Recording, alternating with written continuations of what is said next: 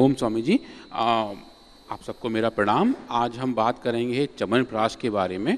और जैसे च्यवनप्राश के बारे में आप सब लोग जानते हैं कि ये एक बहुत ही समृद्ध स्वास्थ्य पूरक है, मतलब एक ऐसा ही डीप मेडिसिनल फूड है जो हमारी सभ्यता संस्कृति में कई हजार सालों से है और लगभग हर एक घर में इसका प्रयोग होता है। और ये खाली सर्दियों में खाने का नहीं होता, ये आज बताना चाहता हूँ, ये गर्मियों में भी खाने के लिए होता है। जिनको कफ कोल्ड सर्दी जुकाम, अंदर किसी भी प्रकार का इन्फ्लेमेशन होता है। मैंने कल दो बातें बताई थी, बाहर का इन्फ्लेशन और भीतर का इन्फ्लेमेशन। ये बड़े खतरनाक है। इन्फ्लेमेशन, फिर उससे इन्फेक्शन और फिर बीमारियों की यात्रा शुरू हो जाती है। तो इन्फ्लेमेशन के लिए स्वामी जी ये च्यवनप्राश कैसे काम करता है, ये भी एक रिसर्च का विषय है। और इस संदर्भ में समहाउ ज़्यादा रिसर्च हुई नहीं है, जबकि इतना पुराना औषधि है। इसके बारे में महर्षि च्यवन के जमाने से बहुत प्राचीन काल से, वैदिक काल से चला आ रहा है। तो ये एक इंटरेस्टिंग क्वेश्चन था कि हम ये पता कर पाएँ कि च्यवनप्राश काम कैसे करता है, स्पेसिफिकली जो इन्फ्लेमेशन है उनके अगेंस्ट कैसे काम करता है। तो उसके लिए कुछ हमने एक्सपेरिमेंट प्लान किए और देखा कि किस तरीके से हम ज़ीब्रा फिश के अंदर इन्फ्लेमेशन पैदा करें और फिर उस पैदा हुए इन्फ्लेमेशन को किस तरीके से च्यवनप्राश द्वारा डोज डिपेंडेंट तरीके से कम करें, या हम कर पाते हैं या नहीं कर पाते हैं। अगर कर पाते हैं तो कौन कौन से मार्कर हैं ऐसे जो कि इन्फ्लेमेशन के लिए स्पेसिफिक हैं, क्या वो कंट्रोल हो सकते हैं। जैसा आपने भी बताया स्वामी जी सीआरपी के बारे में, तो हमने सीआरपी लेवल्स भी नापे और देखने का प्रयास किया कि जो इन्फ्लेमेटरी मार्कर्स हैं वो चेंज हुए नहीं हुए। तो आज अगले 8 या 10 स्लाइड में मैं सभी आपको थोड़ा डेटा दिखाऊंगा और कोशिश करूंगा कि आप थोड़ा ये जो विज्ञान है वो थोड़ा सा रोचक बना रहे और जो कुछ डेटा है वो आपको भी समझ पे आ पाए। आप लोग सब स्क्रीन देख पा रहे हैं, आपको दिख रहा है स्क्रीन पे च्यवनप्राश की आपको 3 बॉटल्स दिख रही हैं, दिख रही है ना? ठीक है। तो ये 3 टाइप के च्यवनप्राश हमारे पास हैं। पतंजलि च्यवनप्राश जो स्पेशल च्यवनप्राश कहते हैं वो ये है। उसके बाद च्यवनप्रभा है, ऐसे लोगों के लिए जो डायबिटिक्स हैं, जिनको शुगर का प्रॉब्लम होता है, उनके लिए ये च्यवनप्रभा है जिसमें शुगर का लेवल कम है। और तीसरा जो गुड़ वाला है, जो एक नया प्रोडक्ट है जिसमें गुड़ का इस्तेमाल चीनी के गुड़ से ही च्यवनप्राश बना है। तो आज हम बात करेंगे पतंजलि स्पेशल च्यवनप्राश की, जो ये वाला है प्रोडक्ट। इसके ऊपर हमने काफ़ी काम किया। और जैसे लास्ट टाइम भी मैं आपको बता रहा था कि किसी भी मेडिसिनल प्रोडक्ट, किसी भी दवाई की, चाहे वो एलोपैथिक हो, आयुर्वेदिक हो, यूनानी हो या होम्योपैथी हो, उसकी केमिकल कंपोजिशन उसको डिफाइन करते हैं कि उसके अंदर कौन कौन से फाइटोकेमिकल्स हो सकते हैं और वो किस तरीके से भी काम कर सकते हैं। तो उसके लिए अलग अलग टेक्निक्स हैं। परसों स्वामी जी हम बात किए थे HPLC और HPTLC की, जिसमें हमने देखा कि जो खराब चीज़ें हैं, जो लोग दवा मिला के बेच रहे हैं, जिसका इस्तेमाल लोग गलत तरीके से भी कर रहे हैं, तो उस टेक्निक का इस्तेमाल करके हमने देखा कि इस च्यवनप्राश के अंदर कौन कौन से अच्छे यौगिक उपलब्ध हैं, नेचुरली उसके अंदर क्या क्या पैक हुआ है। तो हमने देखा कि कुल मिला के इसमें 12 अलग अलग कंपाउंड्स पाए जाते हैं जो हेल्थ के लिए अच्छे माने जाते हैं, जो अलग अलग पौधों से निकल के आ रहे होते हैं। तो ये जो आप स्क्रीन पे देख रहे हैं ये HPLC प्रोफाइल है च्यवनप्राश का, जो हमने पाया कि अलग अलग यौगिक अलग अलग अमाउंट में च्यवनप्राश में थे। पर इसके बाद जो अगला क्वेश्चन आता है कि एक बैच में अगर हम ये देख रहे हैं, क्या ये सभी बैच में पाया जाता है? और वो एक बड़ा क्वेश्चन है, क्योंकि कई बार ऐसे क्वेश्चन पूछे जाते हैं कि स्टेबिलिटी कितनी है, क्वालिटी कंसिस्टेंसी कितनी है। तो वो भी काम PRI के केमिस्ट्री डिपार्टमेंट की टीम ने किया और ये देखा कि अगर हम 20 अलग अलग बैच लें स्वामी जी च्यवनप्राश के, जो टीम ने अलग अलग टाइम पे बनाए हैं, एक साथ के नहीं, 1 साल के लगभग जितने सारे बैच थे उसमें रैंडमली हमने 20 बैच लिए और ये जो कंपाउंड्स आपको दिखाए थे अभी HPLC में, उनको बार बार मापा और देखने का ये प्रयास किया क्या वो उसी मात्रा में या मिनिमम डिफाइंड मात्रा में हर एक बैच में प्रेजेंट है या नहीं। और स्वामी जी ये बड़ा अच्छा वाला रिजल्ट था कि हमने पाया कि वो सब कंपाउंड जो एक बैच में प्रेजेंट थे लगभग वही पूरे 20 बैच में पाए गए। सो क्वालिटी के हिसाब से हमारे पास एक क्वालिटी कंसिस्टेंसी बनी रही। स्क्रीन पर जो आप देख रहे हैं ये ऐसे पहले 3 बैच का डेटा है जो हम पब्लिश कर चुके हैं, जिसमें च्यवनप्राश हमने पाया कि जो 5 और 6 बड़े बड़े कंपाउंड्स हैं, गैलिक एसिड, एलर्जिक एसिड, कोरिंजन, पाइपरीन, ट्यूबिनिक एसिड और काफ़ी सारे कुछ, वो कितने सारे हर एक बैच में पाए गए। तो इस हिसाब से एक डोज डिपेंडेंस एक्सपेरिमेंट का जो प्लान था वो कंसिस्टेंटी के साथ शुरू हुआ।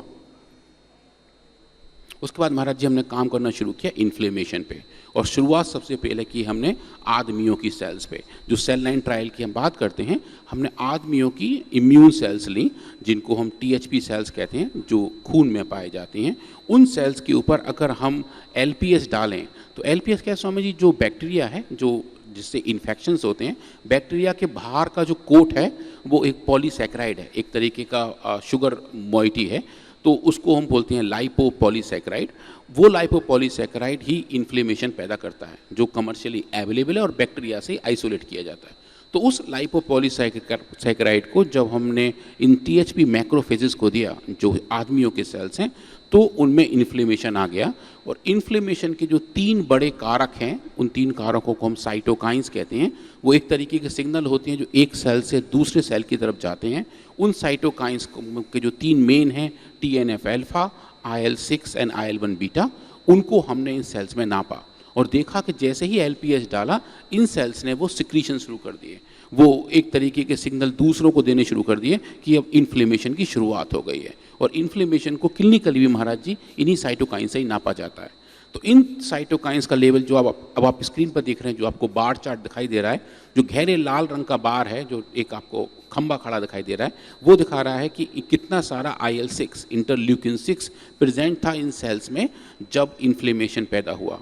और जब इन्हीं सेल्स को हमने ट्रीट किया अलग अलग डोज ऑफ च्यवनप्राश, जिसको हमने किया हुआ PSCP, Patanjali special chyawanprash, 3 microgram पर ml से लेके 1000 माइक्रोग्राम पर ml तक, तो च्यवनप्राश ने स्वामी जी डोज डिपेंडेंट तरीके से इन साइटोकाइंस के लेवल को कम किया। और जो एक बड़ी बात थी, क्योंकि जनरली हम ऐसा एक्सपेक्ट नहीं कर रहे थे कि इतना स्ट्रॉन्ग रेस्पॉन्स आएगा। रेस्पॉन्स जनरली आते हैं, पर ये बहुत ही स्टीप था। आप देखिए 300 या 1000 पे जाके ये रेस्पॉन्स बिल्कुल लौट के नीचे की तरफ आ गया था। बहुत बड़ी बात है ये कि अंदर की अभी पूरी बीमारियों का, चाहे वो हार्ट डिजीज है, एक और बड़ी बात बता देता हूँ, ये कफ कोल्ड के लिए नहीं, चाहे हार्ट डिजीज है, चाहे लीवर किडनी की डिजीज है, फैटी लीवर से लेकर के और तमाम तरह की, चाहे वो हड्डियों की बीमारी है, चाहे वो स्किन की बीमारी है, मेन कारण इन्फ्लेमेशन है। ये this is not only for respiratory system. अंदर का इन्फ्लेमेशन कम होगा तो आपकी एक बीमारी नहीं, सैकड़ों बीमारियां ठीक होती हैं। इसलिए च्यवनप्राश को रसायन कहा है कि सारी बीमारियों से लड़ता है। ये इसका साइंटिफिक मैकेनिज्म है जो अभी डॉक्टर अनुराग वार्ष्णेय जी ने कहा। ठीक है, तो समझ ऐसे ही IL-6, ऐसे ही TNF अल्फा हमने सेम रिस्पॉन्स देखे।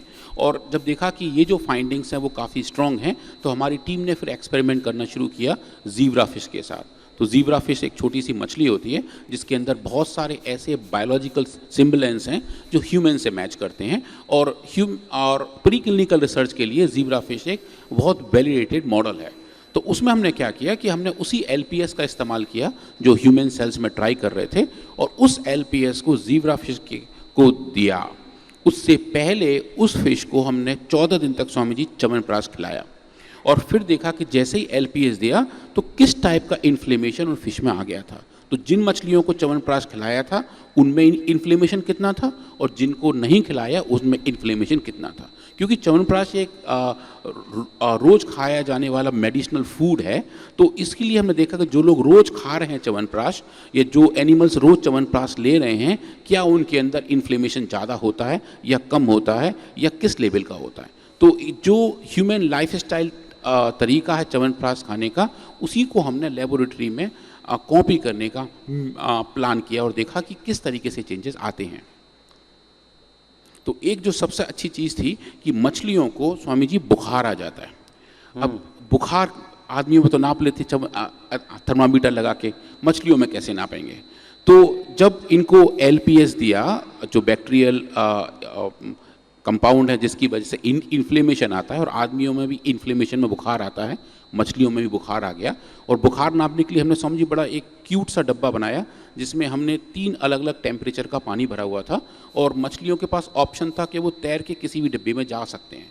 तो जैसे ही मछली का टेम्परेचर ज़्यादा होता है वो उस डिब्बे में जाके रहना पसंद करता है जहाँ पे वो उसकी बॉडी के टेम्परेचर के बराबर हो।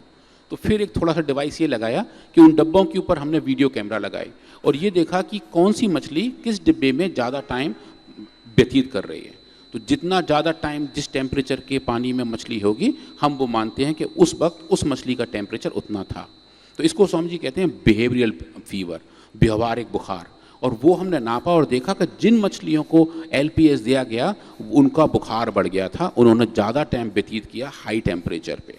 और जब उन मछलियों को हमने प्री ट्रीट किया हुआ था च्यवनप्राश से, उसकी अलग अलग डोज पे, तो स्वामी जी हमने देखा कि डोज डिपेंडेंट तरीके से उनका बुखार कम हो गया था, उनमें बुखार की कमी पाई गई। तो ये स्वामी जी हमारा एक पहला मार्कर था कि वास्तव में इन्फ्लेमेशन के जो प्राइमरी कारण हैं बुखार और साथ साथ CRP जो इन्फ्लेमेशन को अच्छे से बताते हैं, उन सब के लेवल भी इसी तरीके से डोज डिपेंडेंट तरीके से कम पाए गए।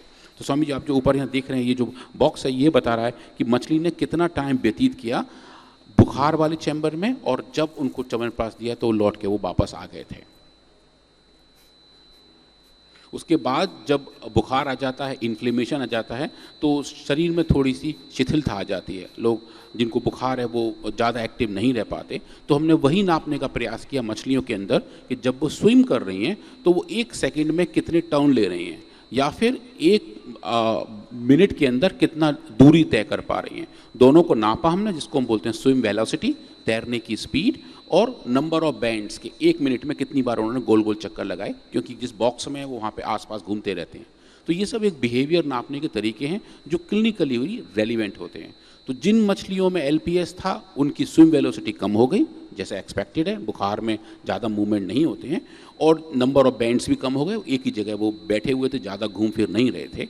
और जब इनको प्री ट्रीट किया हुआ था स्वामी जी च्यवनप्राश से, तो इनकी जो स्पीड थी वो नॉर्मल पाई गई।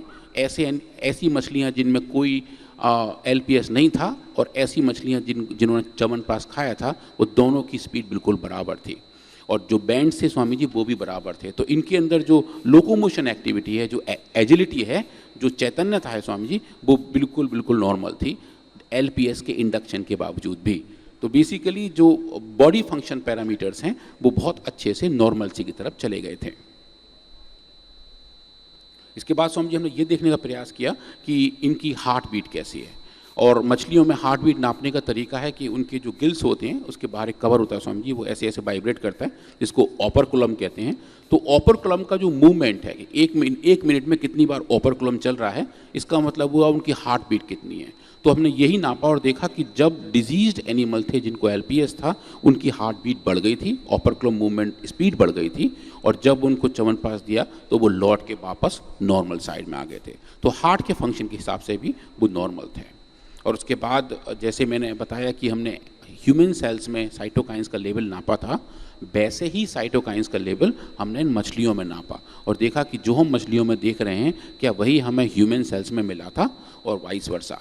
तो ये तीनों जो साइटोकाइंस मैंने आपको पहले बताए थे, IL-6, IL-1 बीटा और TNF अल्फा, इन तीनों का लेवल साथ तरीके से ही उसी तरीके से कम हुआ जैसा कि हमने ह्यूमन सेल्स में देखा था।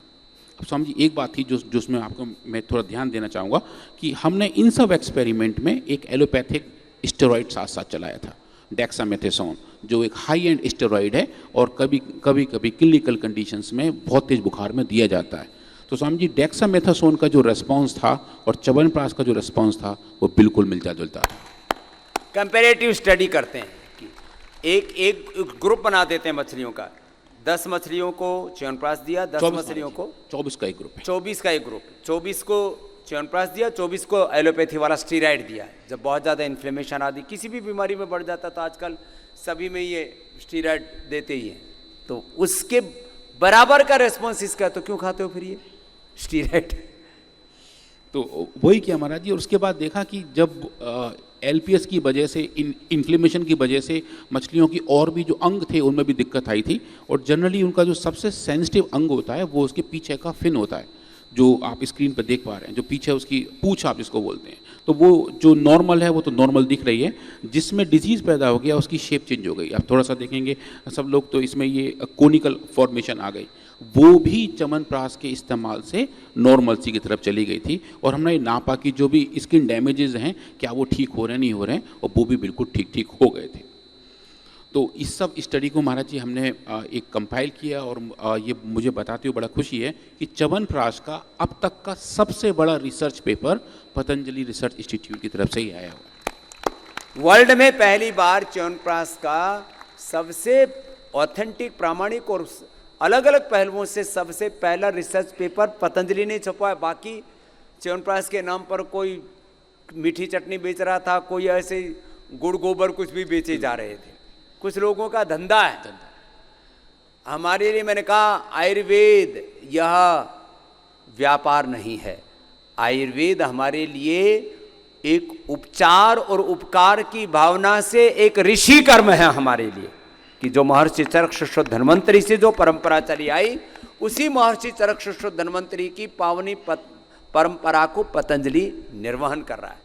तो ये पहला रिसर्च पेपर कौन से जर्नल में छपा? ये गया है स्वामी जी फ्रंटियर्स इन फार्माकोलॉजी में, जो एक फार्माकोलॉजी का बड़ा जर्नल है। इस जर्नल के बारे में एक चीज़ बड़ा अच्छी है स्वामी जी, ये बहुत ओपन एक्सेस जर्नल है। मतलब ये बताता है कि ये जो काम हम सबमिट किए हैं पब्लिकेशन के लिए, उसे दुनिया के किस वैज्ञानिक ने जज किया है और किन लोगों ने उसे रिव्यू करके अप्रूव किया है, उनके नाम भी साथ साथ आते हैं। तो ये वाला पेपर इटली के एक वैज्ञानिक हैं इलिरो पेलुसो, उन्होंने एडिट किया था, और यूएस के एक वैज्ञानिक हैं और इटली के दूसरे वैज्ञानिक हैं, उन्होंने इसको रिव्यू किया था। तो उसकी एक्सेप्टेबिलिटी, वर्ल्ड के टॉप साइंटिस्टों ने भी इसको रिव्यू किया और उसके ऊपर अपने रिमार्क्स दिए, अपने उनके कमेंट की वजह से, क्योंकि कमेंट्स उन्होंने बार बार हमसे पूछा कि ये डेटा क्या है, आप ऐसा ही क्यों किए हो। तो स्वामी जी इसमें बैक एंड फोर्थ चलता है, क्रॉस वेरिफिकेशन। उस क्रॉस वेरिफिकेशन के बाद ही ये पेपर एक्सेप्ट होते हैं, क्योंकि ये एक बड़ा जर्नल है। तो ये एक ऐसी फाइंडिंग थी जिन्होंने बताया कि जो हमारे क्लासिकल मेडिसिनल फूड है, च्यवनप्राश है, उसकी एक साइंटिफिक वैलिडिटी है। क्लिनिकली तो लोगों को पता है, सब लोग खा रहे हैं और उनको फ़ायदा हो रहा है, पर शरीर के अंदर जाके वो किस तरीके के चेंजेस आ रहे हैं, वो एक गैप था। और स्वामी जी आपके आशीर्वाद से पतंजलि रिसर्च इंस्टीट्यूट के वैज्ञानिकों ने इस गैप को भरने का प्रयास किया है और ये देखा कि वास्तव में ये मेडिसिनल फूड वैसे ही काम करता है जैसे एक्सपेक्टेड है और किस तरीके से काम हो रहा है।